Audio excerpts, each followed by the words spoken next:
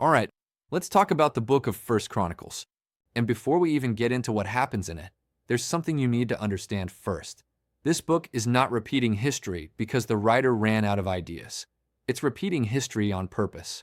Because First Chronicles is not asking, what happened? It's asking something deeper. What actually mattered? First Chronicles was written after everything collapsed. The kings are gone. Jerusalem has been destroyed. The people have been exiled and then allowed to return. So when this book is written, Israel is no longer powerful, no longer independent, and no longer impressive. They're rebuilding from nothing.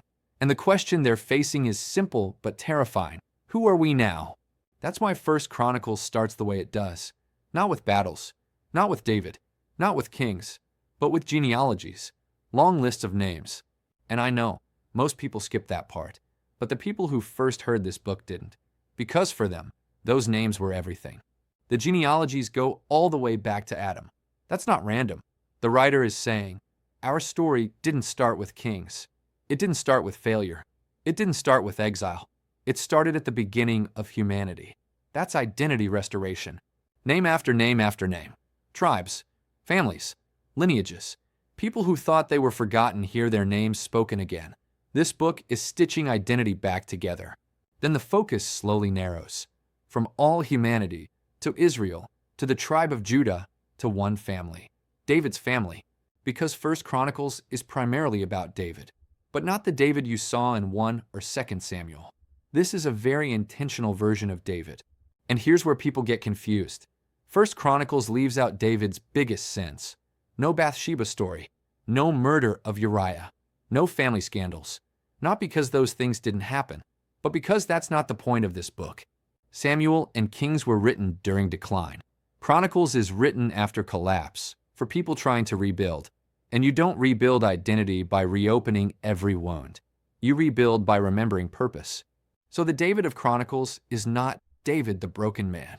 He is David the chosen leader, the one who unified the nation, the one who established worship, the one who prepared the way for the temple.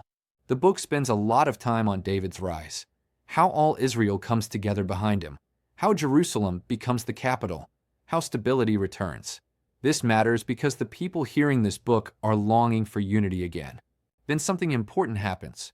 David brings the Ark of the Covenant to Jerusalem. And the book slows down here, because worship is central in Chronicles. The Ark doesn't move like cargo. It moves with intention, music, singing, celebration. David dances openly, not as a king showing power, but as a servant showing joy. The message is clear. Leadership without worship is hollow. Then comes one of the most important shifts. David wants to build the temple, a permanent house for God. And God says no, not as punishment, as design.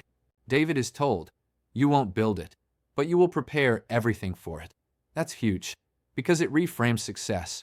David gathers materials, organizes priests, establishes worship systems, sets up roles. He doesn't need credit. He needs continuity. First Chronicles spends a lot of time on worship structure. Musicians, singers, gatekeepers, priests. This isn't filler. It's theology. The book is saying, a nation doesn't survive on military strength. It survives on spiritual alignment. David's military victories are included, yes, but they're not the focus. The focus is order, devotion, and preparation. Then David gives Solomon instructions, detailed ones. He explains the temple plan, the materials, the purpose. This isn't just father to son. This is legacy transfer. David's final moments are not dramatic. They're intentional. He blesses the people, encourages Solomon, commits everything to God, and then he dies. And here's the key difference. In Samuel and Kings, David's death feels heavy. In Chronicles, it feels complete, because the book is not hiding reality. It's emphasizing calling. The book then briefly shows Solomon becoming king. But First Chronicles stops early, because Second Chronicles will take that further. This book's job was to answer one question. What was Israel supposed to be? And the answer is consistent. A people rooted in identity, led with humility, centered on worship, committed to God's presence. First Chronicles is not about pretending failure didn't happen. It's about refusing to let failure define the future. This book mattered deeply to post-exile Israel because they were weak. They were surrounded by stronger nations. They had no king, but they still had purpose. And that's why this book matters now, because it speaks to people rebuilding.